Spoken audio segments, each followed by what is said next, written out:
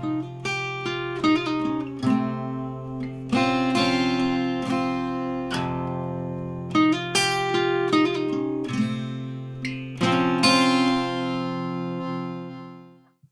and welcome to another Scots Whay podcast. And today I'm joined by comic designer, DJ and filmmaker Etienne Kubwabo. Hello, Etienne.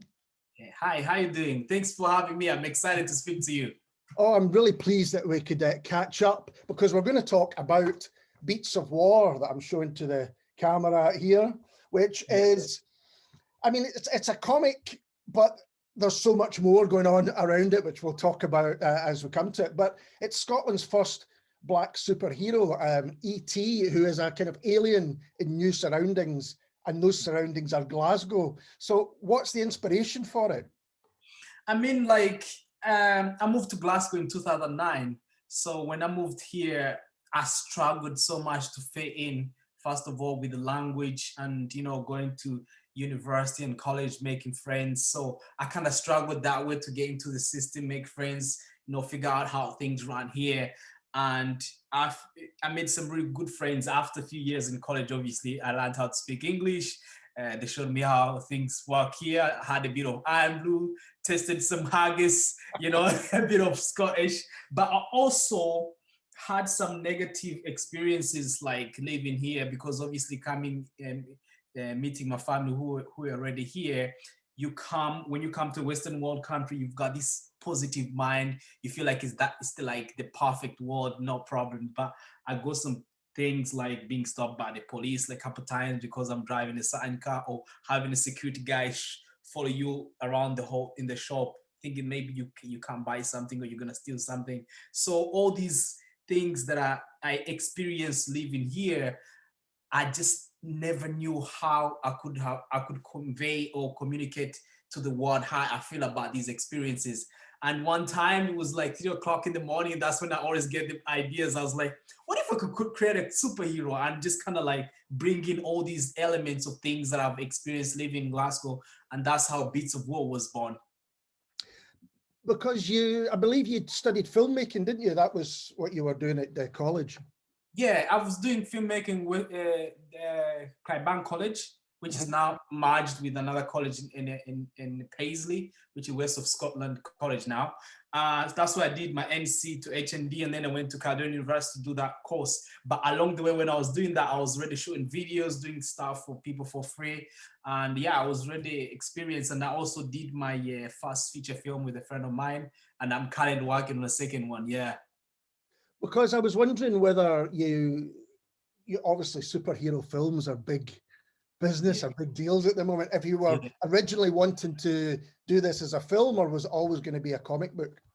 I wanted to do it as a film because think about it. Like when I was in Africa, I used to watch Spider-Man, The Adventures of Tintin, and I like these superheroes and what they stand for. But obviously, because I was a kid, and if I was gonna ever get an opportunity to meet an amazing team or move to Scotland and be able to create this. So me being in Scotland and having access to all these resources and friends and people who can help out, I'm planning on doing it as a film because obviously I'm a filmmaker. So there's a lot of things I've done in the comic book that I really want to do in film, but it requires a lot of budget.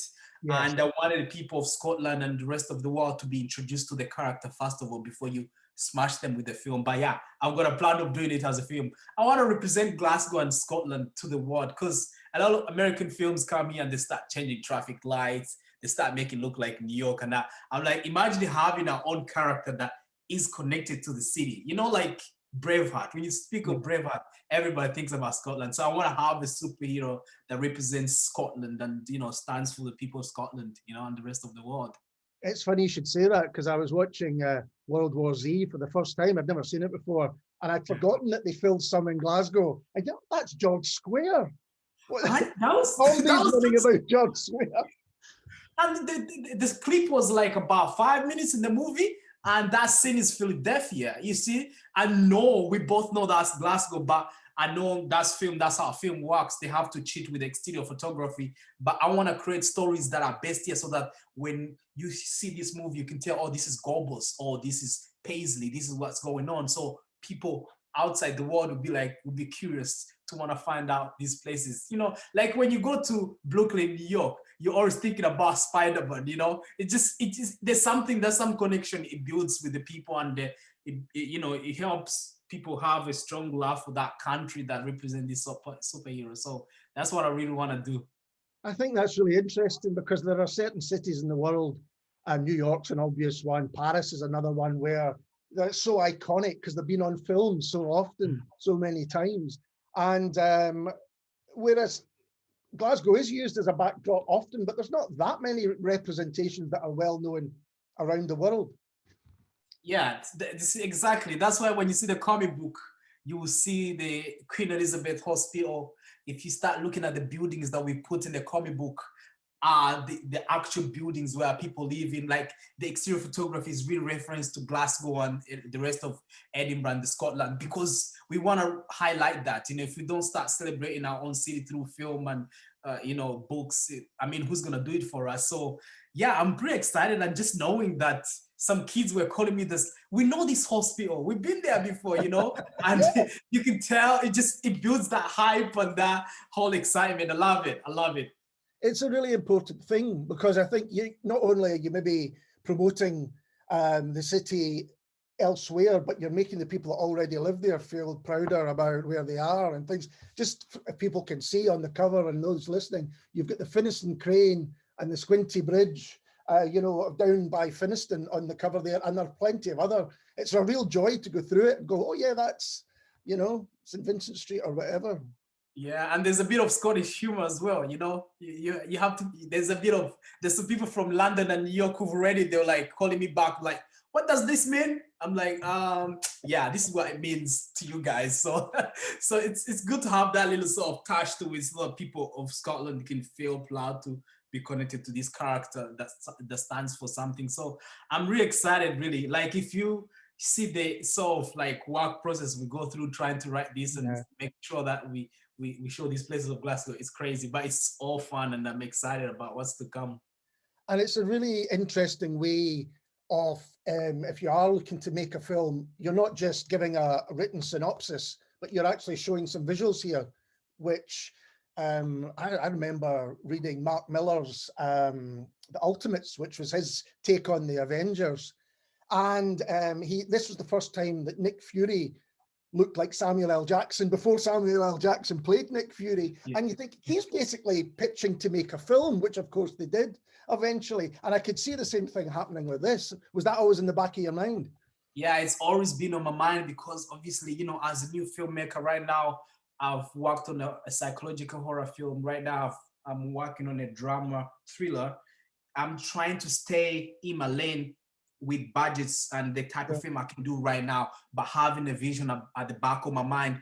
Can you imagine that whole excitement if a trailer drops and it's based on this superhero in Scotland, in Glasgow, and it's just a story, a brand new story, highlighting the history, the exterior, just having that a bit of, you know, that sort of, you know, accent from Glasgow, you know.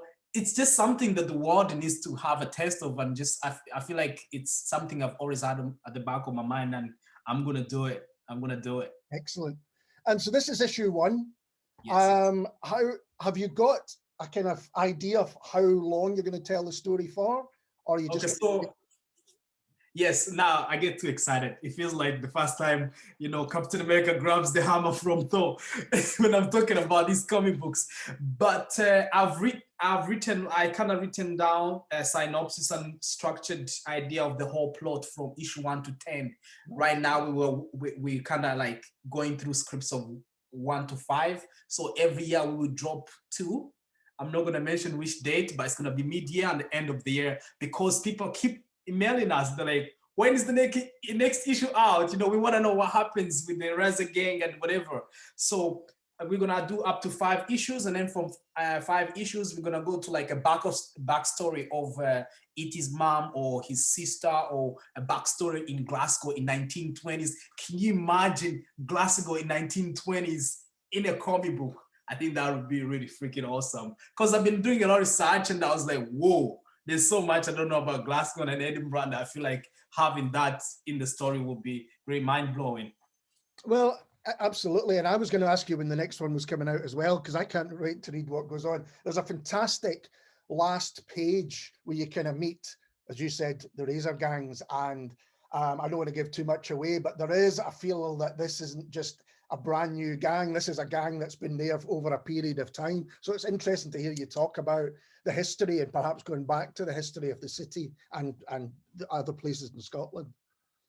I feel like for me, even researching on these characters, I feel like there's some sort of style, and the way they dressed smart, and they were quite violent and scary as well.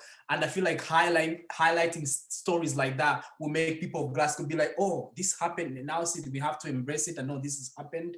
And I feel like it creates that whole connection, and I feel like I can bring a good touch to that story, different from other directors around the world somewhere who, if you've not lived here, if you don't know these stories, you can bring it around. So yeah, I'm pretty excited about it. Honestly, I'm really excited. And what were your other influences for the comic book? I mean, you're a comic book fan. It sounds like you really are. Like comic book writers, I'll have to say Stan Lee. That's like the main guy that obviously I've looked up to. All his characters from the Black Panther, Ant-Man, Hulk, all these characters that he's created are amazing, And I've always been a Marvel fan, but also coming to Scotland, Mark Mira, this guy is just representing the whole country. Come on, I have to give it out for him, and these comics that he did for Kick-Ass, I think those were my favorite ones. And obviously he's had his own take on other superheroes, which is really awesome. But this one was kind of different, and I feel like because I was a teenager when that kind of came out, and I connected to the character and what it meant to be a superhero. And yeah, those are like my true two inspirations. And obviously I like stuff from DC, like Superman and the writers of, Batman. Those are like dark sort of comics. And with my story as well, when it gets to issue 6, we're gonna be a little bit dark, like 18, 18s and plus will be reading that, so that we can kind of tap into real situations that are going around. So those are my inspirations. Stan Lee, really, his story, how no one believed Spider-Man. The first time he pitched Spider-Man to his publisher, the publisher was like, no, who's gonna read a kid who's got problems from high school, who's got spider powers, And then when they released it, it blew up. Everybody wanted to see Spider-Man. So his story and then his characters together kind of inspired me to create what I'm creating. And honestly, when I went to watch Black Panther when it came out in the cinema, I was blown away. Yeah. I was blown away. That's when I said, I need to do mine. I need to do my own take with this story of where I come from and Scotland, which has become my second home, and bring those two worlds together, which I think is going to be freaking awesome. That's fantastic. And I'm a huge Marvel fan myself. I have to say, right from being from very young, it's some of the first things that I read and got into. And I think you're right. What Stan Lee did and other writers for Marvel, but he set the template, was concentrate on the characters first and had them in the real world. So it wasn't that they were necessarily other people. It was just ordinary people that these things had happened to, and they had got their superpowers in an interesting way. Mm-hmm. And Mark Millar, he's not just for what he's done with Marvel, but also, as you say, for his own Miller World and his own comics that he's put together. He's incredible, quite incredible. Yeah, I do love these guys. I feel like there's a way they put their characters to, sort of interact with people in normal lives and put them in cities, and just so that you can relate to them. I mean, if you see Kick-Ass or Spider-Man, it's a kid who went to high school, had problems, and who's not confident enough, and he's got these powers now. He has to make the right decisions of how he has to use the powers. So we can all relate to these characters, and I think that's why I love all these writers and people who have been inspired by. And I keep getting inspired. I keep reading different things so that I can get inspired, but try and stay away from that and create my own, new work, which I'm excited about. You've just reminded me actually that the crime writer Denise Mina had a run on the Constantine comic books, and had set some of them in Glasgow. So there was like the Kelvin Grove Art Gallery was central to it, and doing that kind of stuff. And it kind of gives you a lift if you're from that place and you think, I've been there, I know that. And I think sometimes people underestimate that. Yeah, people don't sometimes, like I went and watched this Hobbs and Shaw film. It's an action movie. It's a spin-off to Fast and Furious, and they showed some scenes there in George Square again. And the way they shot it and the way they were cutting from different scenes, I was like, I know this place. I walk here. You don't get to appreciate it a lot, and unless you see it on screen and hear sound, and then you start feeling proud about a place you live. And it kind of also inspires other filmmakers and people who are creating stuff to feel like they can do something Yeah. in their city. You know, you don't need to go to America. You can do it from here, and the world can still, you know, consume your products. And you know, just yeah, it makes me feel proud. And Glasgow is beautiful. Edinburgh is beautiful. Like I have to play around all these stories. Honestly, I just found out that there was an underground city in Edinburgh, and I didn't know about. So imagine that in my story. That would be really cool. You know, I can you tell can you're just thinking about it even as we speak. Say, what can we do with this? Yeah, so it's just it's a crazy mind of creators and writers. You have to just sit down and imagine these things and just kind of escape. And I feel like that's why we all love these superhero stories. You escape and go to another fictional world, and we all need it right now. Oh gosh, yeah, absolutely, more than ever. Mhm. So what's the process that you're working with? Do you write, and have you got someone doing the drawing? And you know, how is it that the process works? So what happens, because I've got experience in writing screenplays and scripts for film. So when I got into this, I didn't know that comic books work differently. You have to describe what's going on a scene, on a sequence, so that the artist can go back and now draw what you described before they go into dialogue. Yeah. So I wrote my first script. So what I always do is I create the story, first draft, and then I've got a friend of mine called Gary who I work with, who is a profession. He's been to comics for like 15 years. He's been to Comic Cons, and he's releases on comic books. And then he goes back and goes through it and polishes it up, you know, Yeah. and make sure that we stick to the story from the previous story. Because sometimes I'm a filmmaker, I want to tell the whole story quickly, and he's like, Etienne, I think you're giving away too much. Slow down a little bit. Let's just tell a little bit of this story. So he keeps me in check, and then he goes back and structures it, sends back to me. We go over it, and we're all happy. We send it over to the artist. So the artist as well, I'm really, really involved in. I have to send him images of references of where I want the city to be, you know, showcased in the comic book. For example, if there's a scene we love and want action to take place here, I have to mention that to him, send him pictures. And also, I'm involved in doing sketches. My drawings are not amazing, but he knows what I'm looking for. He gets That's the thing. inspired. Yeah. Yeah, he has to get inspired from my drawings, from the colors of the character, where he comes from, like reasons why I made the character to come from Kepler planet, because it's another planet found out by scientists, which is twice the size of Earth. So I feel like people could relate to that in a way. Yeah. So that could represent where immigrants or people come from another country to move to a new country, come from and then come to Earth. Earth is represented by Scotland, Glasgow. So I just wanted to play around all these ideas. So I'm kind of detailed in everything. I just don't want to randomly give a story out there without a sort of detail, even from like characters that are in friends of mine, family, and people that I've lost in family, that I feel like I could keep alive in the story and make sure that they can stay with me. So I just wanted to create that relationship and bond with the comic book as well. So you can tell I'm involved, you know, but these guys are amazing, you know, from the artists, the Gary, who supervises everything, script edit and co-writer, and then you've got Rob Jones, who's the letterer. Oh, these guys are off the hook. They know what they're doing. It's exciting. It's a good team.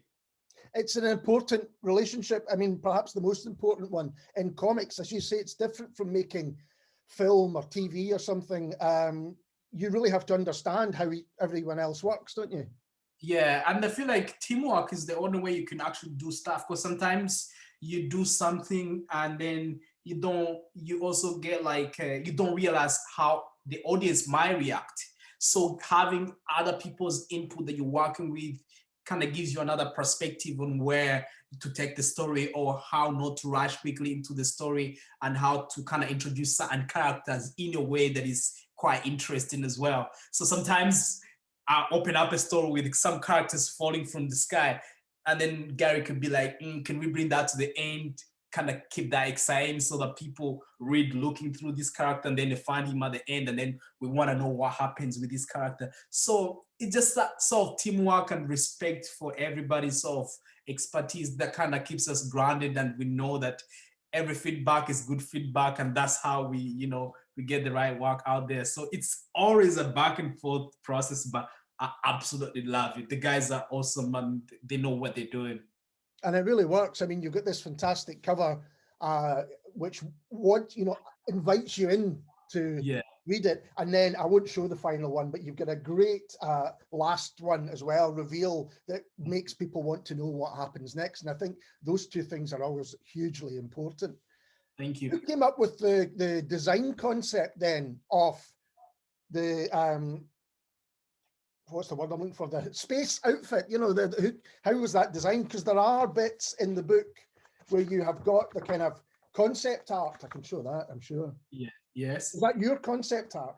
Yeah. So I had a first mask that I created out of leather-like material because I DJ as well. When I'm not making film, that's why you see the character as a DJ. So I used to wear that. So I sent him reference images of what I had created. And I also went and drew these sketches of this character in a costume, but my drawings are quite embarrassing, which I cannot show. And I put a star in his chest, and I felt like if he had the power of a star is one of the powerful, what is powerful than the sun, I think.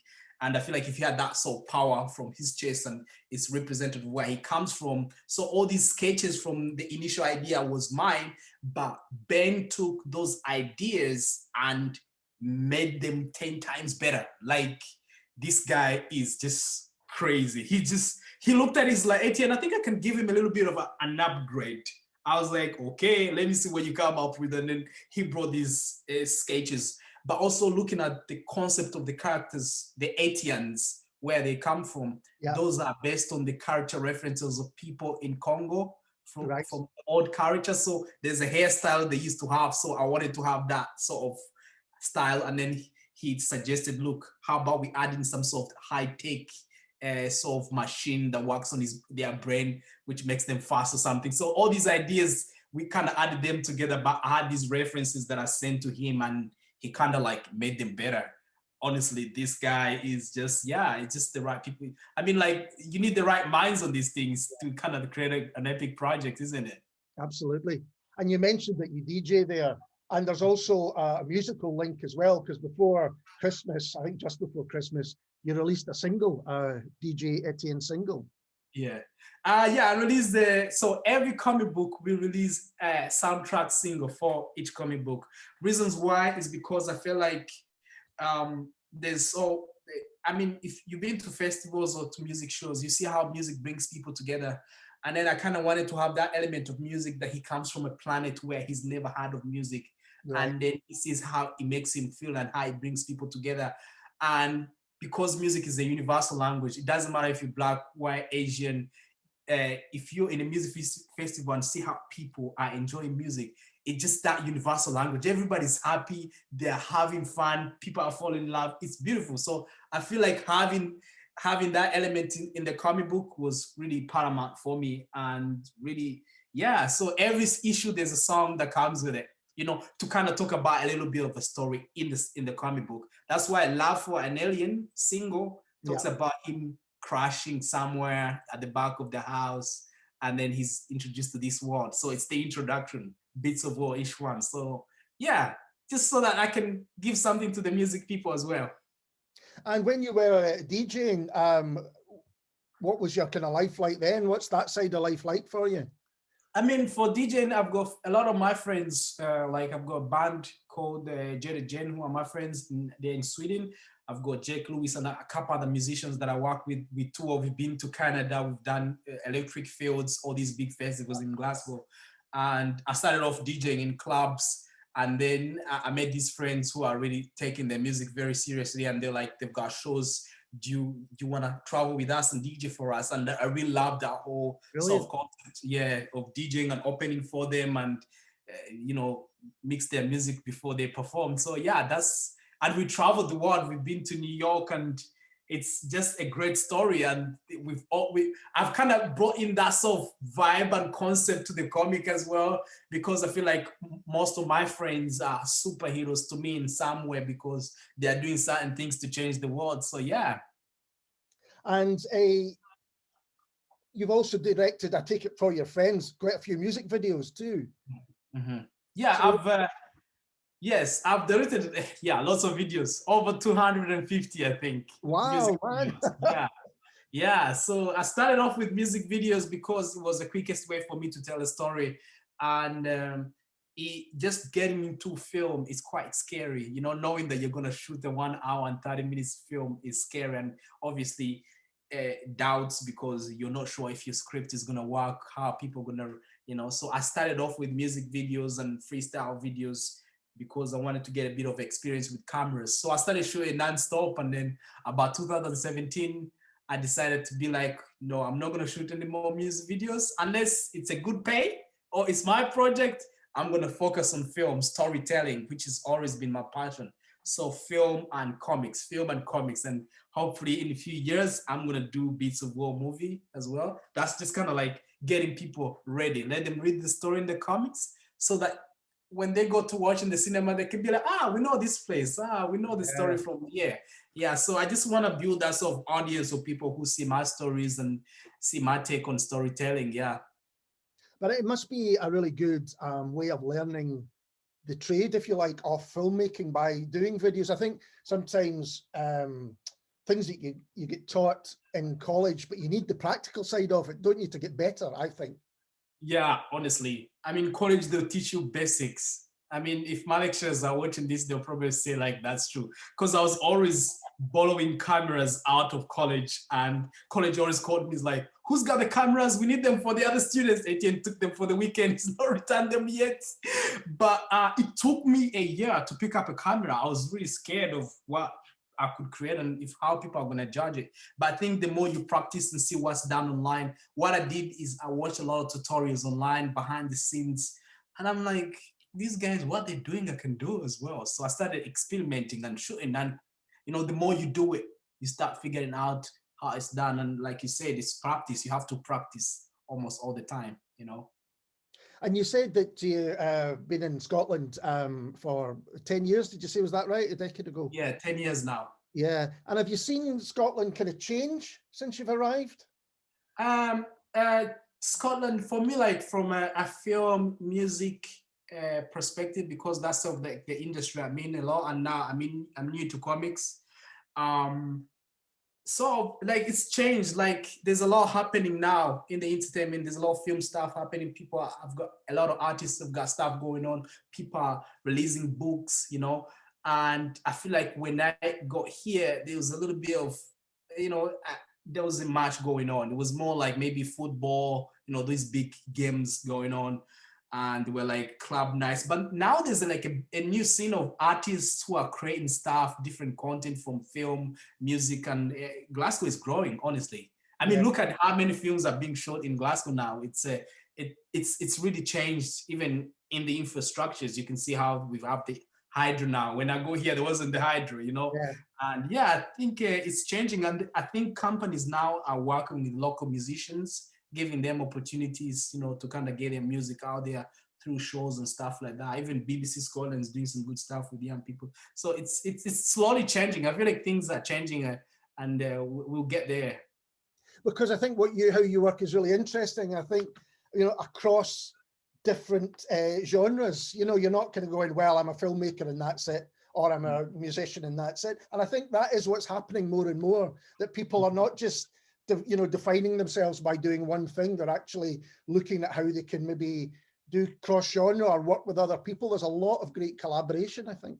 Yeah, and I think that's how it's supposed to be, because think about it. If you're an artist or a writer, at some point, music element is involved in your work. If you're a filmmaker, you know, so you need to work with a musician, you need to work with an artist or a designer who's going to design your cover, you know, and I feel like that sort of collaboration, you know, it's there, and that's the only way we have to actually work. I mean, and I feel like even if you working with someone who's a writer and you're not a writer yourself, there's some sort of inspiration you get off them just by working them or just designing their cover from maybe their story and what they're trying to, communicate with the world. So yeah, I think that's happening much. There's a lot of collaboration in sort of like all these, walks of life, trend in arts and whatever.